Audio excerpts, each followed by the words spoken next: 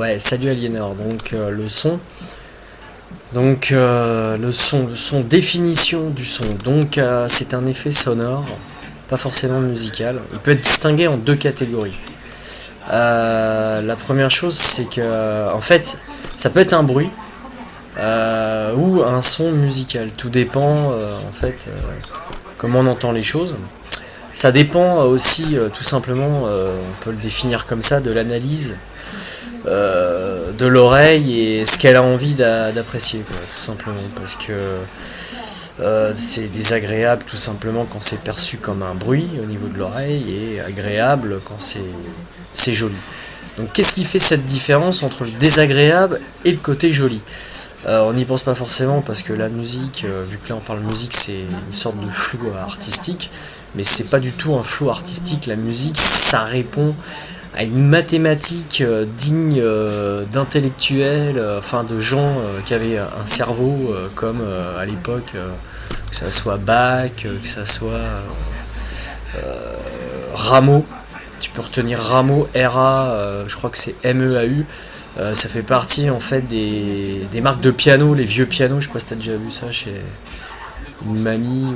Il y avait Gaveau et Rameau. Rameau par exemple, c'est quelqu'un qui a fait partie des gens qui ont organisé la musique. Je te parle des gammes par exemple. Voilà, parce que l'inverse du bruit, donc je te disais là, c'est quelque chose, le bruit qui est pas organisé, qui est bordélique, on va dire entre guillemets. Le son musical en fait. Autant le bruit, lui, se distingue par des vibrations et qui sont associées à un fouillis sonore, alors que le son musical, lui, a des rapports simples de fréquence. Après, cette distinction tend à s'effacer chez certaines personnes, par exemple dans la musique contemporaine. Tu vois, la musique contemporaine, je sais pas si t'as déjà entendu parler de ça, c'est des personnes, en fait, qui, pour eux, dans leur recherche musicale, pensent que quand on n'aime pas, hein, quand ça fait pas, quand on a l'impression que ça passe pour du bruit, c'est que c'est un refus en fait d'ordre psychologique, en fait, tu vois. C'est le refus en fait de tout ce qui détourne. C'est le refus en fait, retiens ça, de tout ce qui détourne du plaire, du bercer, du ronronner, quoi, tu vois. Tu sais, dans les musiques, voilà. Tu peux aussi prendre ou du suave, tu vois, en fonction des musiques comme la bossa nova, c'est très suave. Alors il y a des gens, ils vont bien aimer le côté très léché, d'autres ça va les sortir par les yeux, comme moi, ça me sortait par les yeux à une époque, parce que bon, j'écoutais plutôt des trucs, justement, tu prends le métal, le hard rock, les gens disent tous que c'est du bruit, par exemple, maintenant que je connais un peu mieux, bon, la musique, ça c'est une chose, c'est sûr, mais même le son, je compte faire une recherche plus approfondie, parce que tout est lié, en fait. Le métal, c'est du bruit par l'amplification du son, tout simplement, avec des fréquences distorsionnées, n'est-ce pas?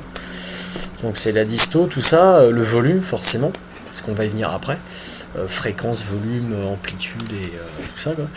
Et donc ça, ce sera pour le son vraiment en lui-même. Mais en fait, tous ces sons qui sont distorsion, qui sont en amplitude sonore forte, bah, c'est tout simplement organisé comme une bonne gamme classique, do, ré, mi, fa, sol, la, si, do, sauf que c'est avec un son moderne, quoi. Les synthétiseurs et tout, ce sont des sons enregistrés qui viennent d'autres instruments, mais faut savoir en fait qu'ils n'auront jamais la capacité en fait d'imiter les sons naturels, donc leur timbre, c'est-à-dire d'un saxo, d'une clarinette ou le hautbois, et leur enveloppe. On retient ce mot-là, l'enveloppe, c'est-à-dire le contour du son. Tu vois, il y a le timbre, donc on reviendra sur la définition du timbre, mais le timbre, c'est associé en fait à une note de base, et de cette note de base, les harmoniques qu'on peut faire avec.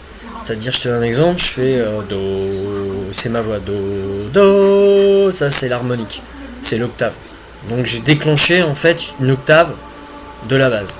Donc mon do 1, numéro 1 qui est en bas, j'atteins un Do numéro 2 qui est en haut, ça c'est une harmonique. En fonction de mon timbre de base, enfin en fonction de mon intonation de base, ce qui va se déclencher derrière, Do, Do, ça c'est encore une autre harmonique.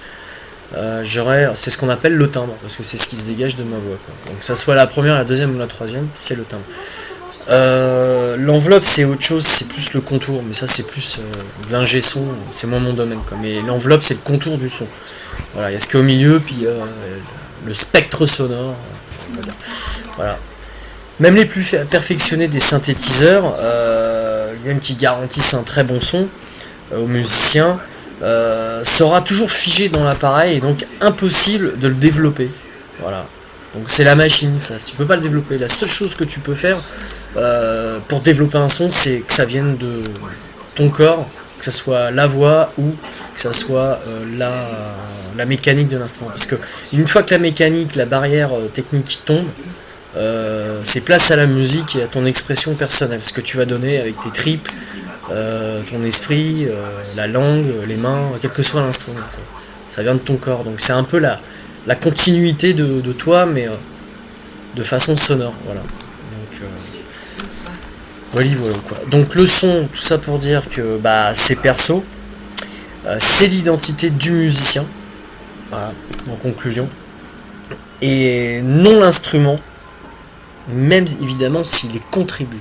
Un exemple, quand j'ai commencé le saxo par exemple, ou celui qui commence la guitare, il y a toutes sortes en saxophone de bec, donc la petite partie que tu mets au bout, avec des anches, donc ça c'est le bois, la partie bois que tu mets sur le bec, ou le guitariste, il a toute une flopée de cordes. Et quand je travaillais en bac pro, moi j'étais apprenti, moi j'ai commencé à 17 ans quoi, chez Major Pigalle. Franchement je comprenais rien du tout au fait que telle corde fait tel son, mais ça il n'y a que justement l'expérience qui joue sur ton instrument quoi. Donc le son retient que c'est le musicien qui le fait et que l'instrument y contribue. Donc la musique est donc un son organisé pour la musique, pas pour le bruit, qui forme des structures comme intervalles, gamme et accords. Ce que tu connaissais bien, je crois.